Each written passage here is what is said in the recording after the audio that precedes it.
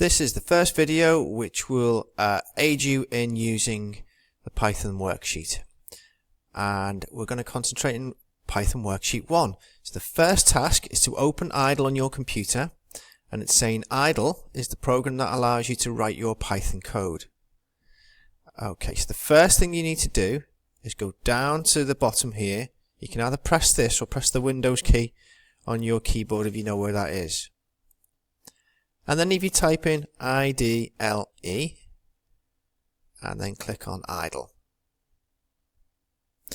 And that's the first thing done. So you can tick that one off as complete with your pen. So it's saying that the shell is used to type basic code. For instance, you can do some basic maths calculations, type the following calculations, followed by the enter key, write the answer next to each one. Right, so what this is saying is this is the shell, and you can tell it says the shell here. It tells you the version of idle, and you've got all this writing here, and you know you're in the shell. This isn't going to be the main area that you write your code, but we're going to do some basic maths just to start us off. So if I just split my screen, and then I can follow this at the same time. So 3 times 3, hit enter on your keyboard. I'm using the right hand keyboard on my my main keyboard, and that's the number keyboard. So you notice we use the asterisk here. The computer doesn't understand X as times. And also divide is written with the /. So 48 divided by 3. And then the next one, 270 plus 426. And then we've got a massive number. You can experiment with this.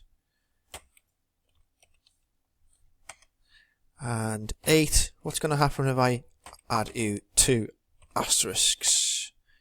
64.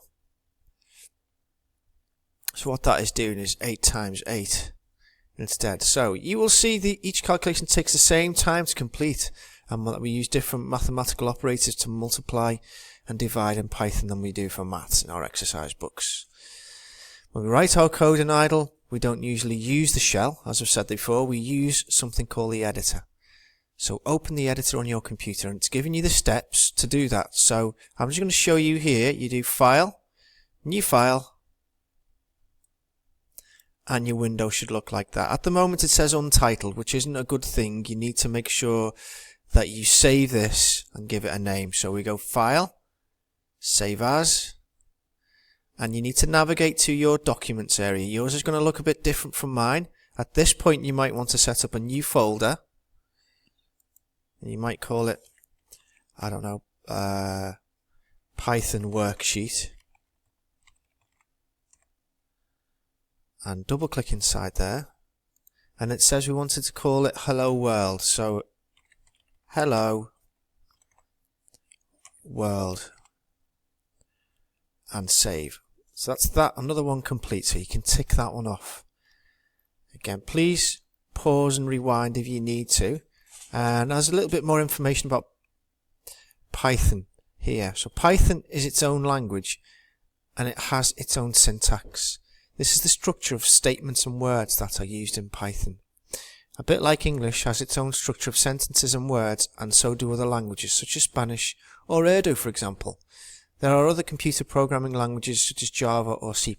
You may have heard of some others. And so one of the most basic things that you do when you first start off with programming is to use print statements. So by using the print function, you can produce simple statements. The print command here is color-coded. It is purple, and that means it's part of the Python library. You can see that there.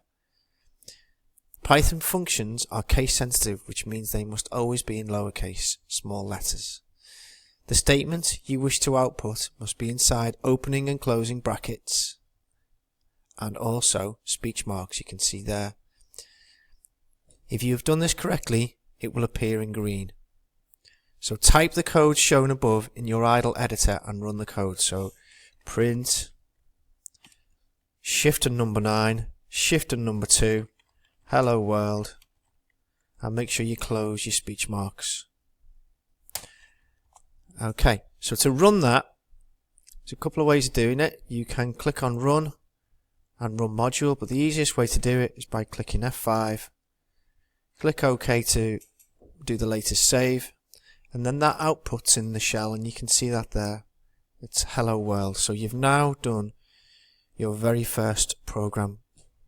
Okay, so next I'd like you to answer the questions on page 3, please. There's some multiple choice questions, but there's some harder ones as well. Have a go at that.